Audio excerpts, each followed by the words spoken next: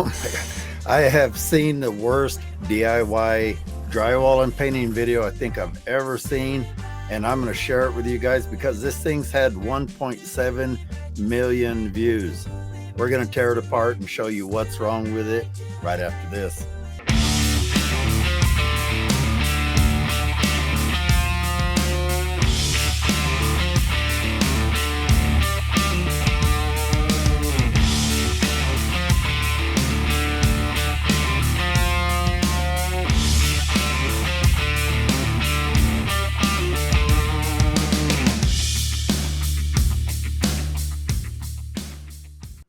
All right. Recently, I did a live stream and I said I was going to show you guys this and I couldn't make it work. So now I'm going to do it as kind of a review video, a reaction video, if you will.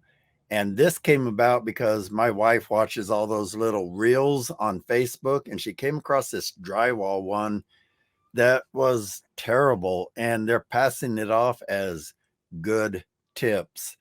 And these are terrible and they're really sneaky about it. Now, the reason I'm doing it is not necessarily to put this person down, although I think whoever put this out should be ashamed of themselves because they know this doesn't work and they're fooling people. They're getting a few of you to fall for it. I know most of you will see right through this and you're going to laugh and I want you to comment down below. Tell me what a joke you think it is, what's wrong, what they're doing wrong and all that, and what you think about it, because to me, this kind of ticks me off. These kind of videos could get somebody out there trying to do this the wrong way, doing drywall repairs in a terrible way, not just the wrong way. It's a way that's guaranteed to fail. It's just slumlord crap. And it shouldn't even be shown in a video. They're doing it strictly for the money. They don't care if you guys try this and it sucks and it totally fails on you. All they want is those big views so they can try and make money on Facebook. And for that, shame on you. So what's this about? It's a fairly short video and it's in the vertical format, kind of like reels are and like a shorts video. So I'm going to play little bits of this video and then we're going to talk about it a little bit and you're just going to see my reaction. Okay, first of all, I'm going to show you the channel name. This is on Facebook called Tool Tips and the title is Pro Painting Tips. I guarantee you it's anything but. And this is what gets me right here. If you look down there at the bottom left, they've had 1.7 million views. They've had 34,000 comments, mostly terrible. Most people see right through it. But it's been shared 198,000 times. I think mostly to show how terrible it is. I hope anyway. But I'm afraid that some people are falling for it, like this person. Sorry, Lori, I'm not putting you down. I hope you were kidding when you posted this, because please, people, do not fall for one tip in this entire video. So you know the channel or the name of the channel on Facebook, and we're going to start out by going to the video. So they roll on some paint right here and then slap a sheet of paper on it. Really?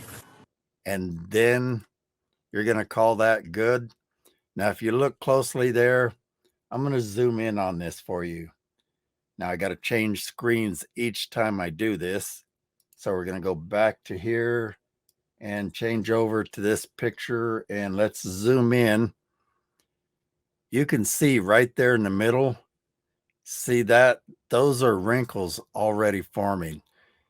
They cut away really fast because this probably failed really fast. And if you look right here, you can see the line of the paper. Now, one thing I want to keep or point out to you guys, and this applies to a lot of you out there doing this stuff. So not just this video. Don't think that latex paint is going to hide crap. It really doesn't hide hardly anything. And the reason it looks decent in this video and some of these other clips look even better is because it hasn't shrunk yet. Latex paint is 40% water. So it's going to shrink about 40%. When it does, it's just going to telegraph the shape of these papers and tapes right through it. So if you're trying to paint over an edge where you've done a drywall repair, that edge has to be really fine or it will telegraph through. Now you might not see it in direct light. So if the light's shining right at it, it might be okay. But if you really want good work, shine a light down the wall kind of at an oblique angle. So let's just say this was the wall. This is an old thing I had made when I was doing biodiesel. Don't shine the light at the wall like this. Shine it more at about a 45-degree angle.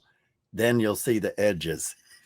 That's when this paint's going to shrink back and it's really going to telegraph any edges. Even if you guys are doing mudding work the right way, feather those edges out, get them nice and thin, and that way it's a lot less likely to telegraph through.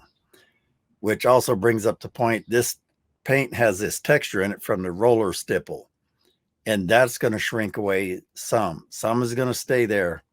But if you did a mudding spot and you left it really smooth and there's a little bit of texture off to the side and you just paint over it, it may still show. You have to actually use your paint roller and paint and primer to get a stipple onto the repair that's thicker than on the existing wall. Sometimes you have to actually roll it onto the repair, let it dry a little bit, and then put another coat. Sometimes it takes 2 or 3 coats to get that stipple to match on the existing wall, because drywall, after you sand it, comes out really smooth.